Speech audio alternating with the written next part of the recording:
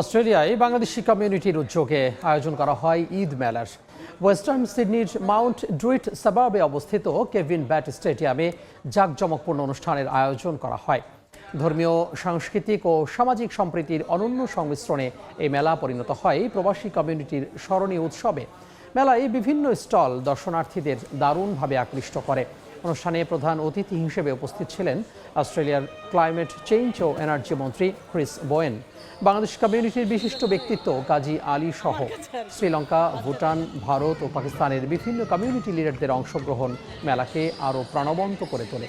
শিশু কিশোরদের অংশগ্রহণে বাংলাদেশের বিভিন্ন উৎসবের গান ও রঙিন পোশাকের প্যারেড শো সকলের নজর কাড়ে।